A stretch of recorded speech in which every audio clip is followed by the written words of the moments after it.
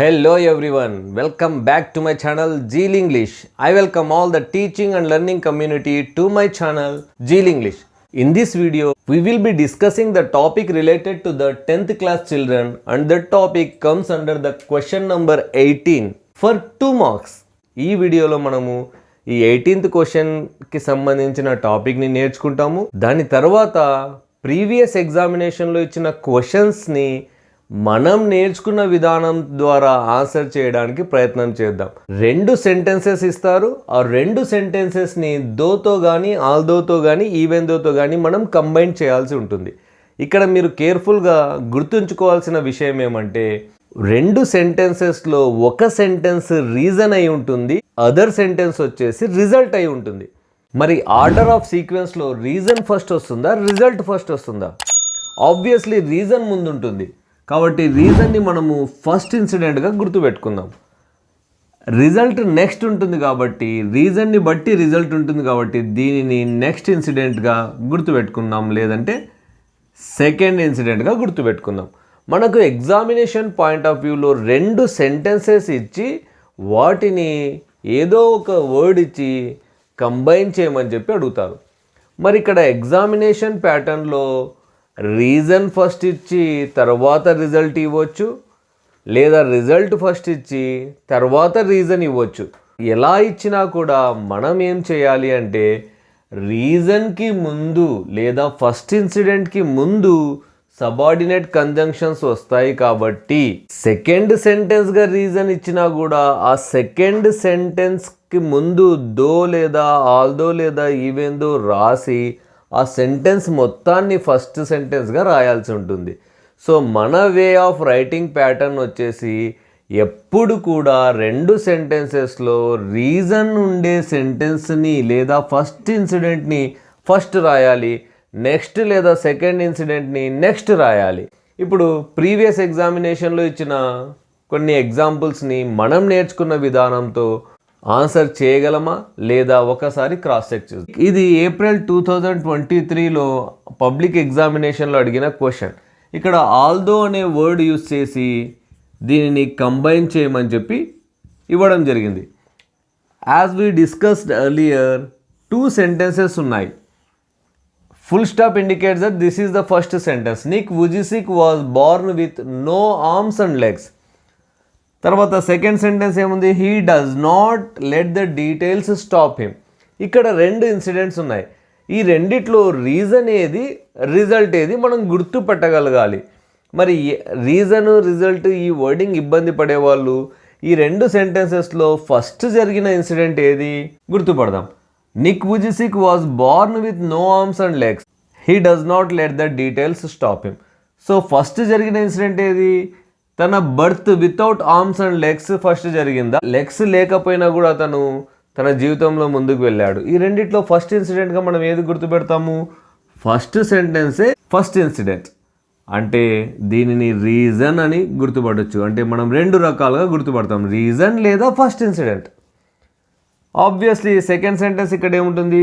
ఆ చేతులు కాళ్ళు లేకపోయినా కూడా తను జీవితంలో ఆగలేదు అని చెప్పి సెకండ్ సెంటెన్స్. అంటే ఇది సెకండ్ ఆర్ నెక్స్ట్ సెంటెన్స్ లేదా రిజల్ట్. ఇప్పుడు మనము ఆన్సరింగ్ చేసే విధానం చూద్దాం. మనం ఏమనుకున్నాము? ఇచ్చిన వర్డ్తో సెంటెన్స్ మొదలెట్టాలి. సో మనకేమిచ్చారు ఎగ్జామ్లో? ఆల్దోతో స్టార్ట్ చేయ, ఆల్దోతో కంబైన్ చేయమంటున్నారు కాబట్టి మన ఆన్సర్ ఆల్దో రాస్తాం ఫస్ట్. ఆల్దో తర్వాత మనము ఇచ్చిన వర్డ్ తర్వాత మనము ఇమీడియట్గా రాయాల్సిందేది రీజన్ లేదా ఫస్ట్ ఇన్సిడెంట్. ఈ రెండిట్లో రీజన్ ఏది లేదా ఫస్ట్ ఇన్సిడెంట్ ఏది? ఈ సెంటెన్స్. కాబట్టి ఈ సెంటెన్స్ యాజ్ ఇట్ ఈస్గా మనం రాస్తాం. ఇక్కడ ఇది ప్రాపర్ నౌన్ కాబట్టి క్యాపిటల్ లెటర్తోనే రాస్తాం. Although Nick Vujicic was born with no arms and legs. ఇది 2 సెంటెన్సెస్ని కంబైన్ చేస్తున్నాం కాబట్టి ఇక్కడ చూడండి, రీజన్ తర్వాత లేదా ఫస్ట్ ఇన్సిడెంట్ తర్వాత కామాని ఉంచాలి మనం. కాబట్టి ఇక్కడ పంక్చుయేషన్ మార్క్ కామా ఉంచేసి ఇమీడియట్గా రిజల్ట్ లేదా నెక్స్ట్ లేదా సెకండ్ ఇన్సిడెంట్ రాస్తాం. దీంట్లో రిజల్ట్ ఏది? Second incident. మరి పంక్చుయేషన్ మార్క్ కామా తర్వాత రాస్తున్నాం కాబట్టి స్మాల్ లెటర్తో మొదలు పెడతాం. He does not let the details stop him. దీంతో రెండు సెంటెన్సెస్ని మనం కంబైన్ చేసి ఒక సెంటెన్స్గా మార్చినాం. అంటే ఇది ఆల్దోకైనా ఇదే రూల్ వర్తిస్తుంది, దో ఇచ్చినా ఇదే రూల్ ఫాలో అవుతాము, ఈవెన్ దో ఇచ్చినా ఇదే రూల్ ఫాలో అవుతాం. కాబట్టి ఈ 3 సబార్డినేట్ కంజంక్షన్స్లో ఏ సబార్డినేట్ కంజంక్షన్ అయినా మనము ఇదే రూల్ని ఫాలో చేస్తాం. చూడండి నెక్స్ట్ సెంటెన్స్, ఇది FA3 ఎగ్జామినేషన్లో వచ్చిన సెంటెన్స్. యాజ్ యూజువల్గా రెండు సెంటెన్సెస్ ఉన్నాయా లేదా? ఎస్, ఇక్కడ ఫుల్ స్టాప్ని బట్టి రెండు సెంటెన్సెస్ కనబడుతున్నాయి. ఫస్ట్ మనం ఏం చేయాలి, ఇచ్చిన వర్డ్ ఏది, దీనికి కూడా ఆల్దో అనే వర్డింగే ఇచ్చారు. సో ఆల్దోతో మనము సెంటెన్స్ మొదలు పెట్టాలి. సో ఆన్సర్లో ఆల్రెడీ మనం ఇచ్చిన వర్డ్ని రాసేద్దాం, ఆల్దో. మరి ఆల్దో రాసేసాక మనం నెక్స్ట్ ఏం చేయాలి అంటే రీజన్ ఏది, రిజల్ట్ ఏది డిటెక్షన్ చేయాలి. The government has taken many steps to prevent corruption. So government చాలా ప్రికాషనరీ స్టెప్స్ తీసుకుంది కరప్షన్ని ఆపడానికి.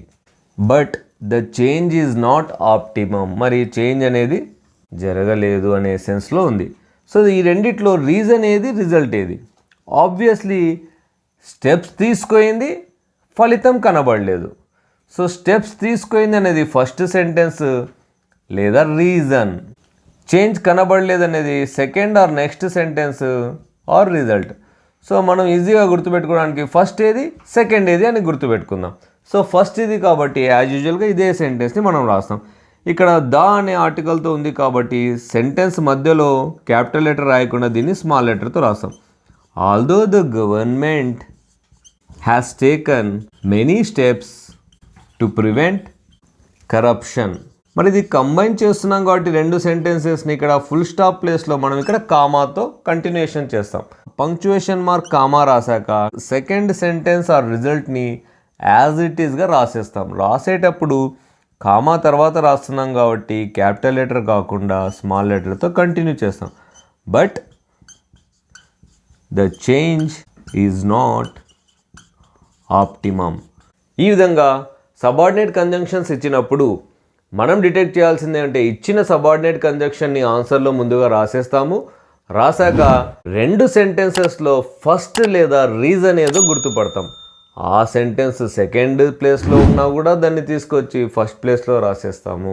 రీజన్ని గుర్తుపట్టాక ఆ సెంటెన్స్ని ఇచ్చిన వర్డ్ పక్కన రాసేసి పంక్చుయేషన్ మార్క్ కామా ఉంచి next incident or second incident or రిజల్ట్ని రాసేస్తే మనకు 2 on 2 మార్క్స్ ఈజీగా తెచ్చుకోగలం. మరి నా ఈ ఎఫర్ట్ మీ అందరికీ నచ్చిందని అనుకుంటున్నాను. నచ్చితే ఏం చేయాలి? లైక్ చేయాలి. ఏం చేయాలి? షేర్ చేయాలి. ఏం చేయాలి? సబ్స్క్రైబ్ చేయాలి. Zeal English.